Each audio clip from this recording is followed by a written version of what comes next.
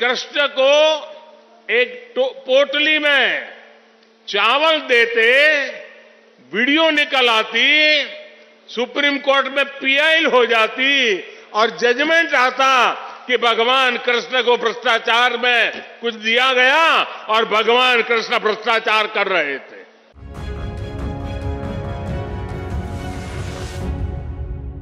देश नीति केवल सच्ची और पक्की खबरें। तो पिछले कुछ दिनों में सुप्रीम कोर्ट ने इलेक्टोरल बॉन्ड को रद्द कर दिया। उस पर मोदी जी का एक बयान आया है कि मोदी जी कहते हैं सुदामा अगर कुछ पोटली में कृष्ण को दे देते तो कृष्ण जी पर घूसखोरी का आरोप लग जाता।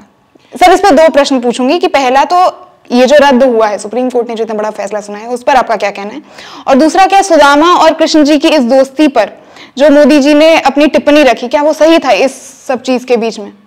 देखिए, दो बातें बड़ी क्लियर है। आर्टिकल्स के वायलेशन, आर्टिकल 19A(1) और राइट टू इंफॉर्मेशन एक्ट, इन दोनों का वायलेशन होता है।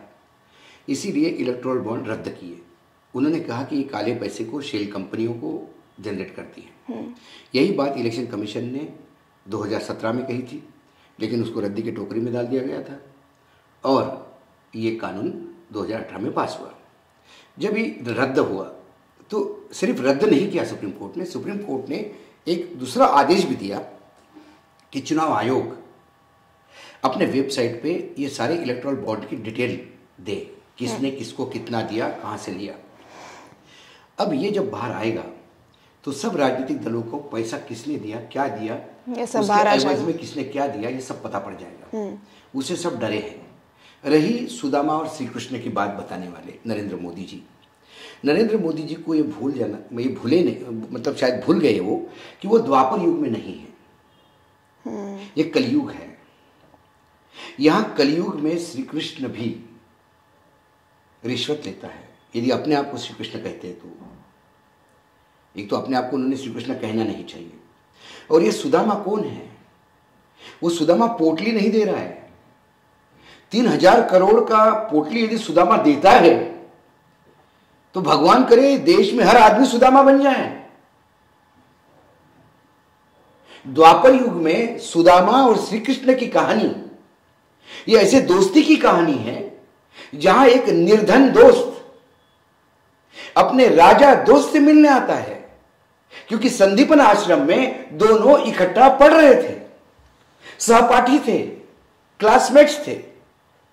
तो एक निर्धन ब्राह्मण जब एक राजा के पास गया तो उसके पास क्या होगा देने के लिए? अब दोस्त को मिलने जाएगा तो कुछ लेके जाएगा। तो घर से कुछ उसने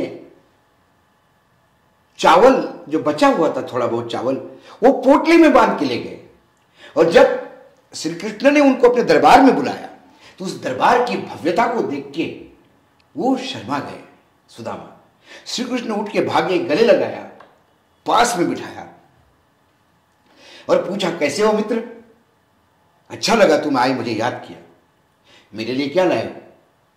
अब इतना बड़ा राजा, इतना बड़ा दरबार, उनको शर्म आ रही थी वो बताने में। बोला कुछ नहीं लाया, कुछ नहीं लाया।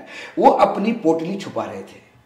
श्री कृष्ण ने बिल्कुल अपने उसी अंदाज में, दोस्ती के अंदाज में उनसे वो पोटली छीनी और वो चावल खाए और कहा कि मेरे जीवन का सबसे स्वादिष्ट भोजन और व्यंजन आज मैं खा रहा हूं। ये श्री कृष्ण की एक कहानी है दोस्ती की।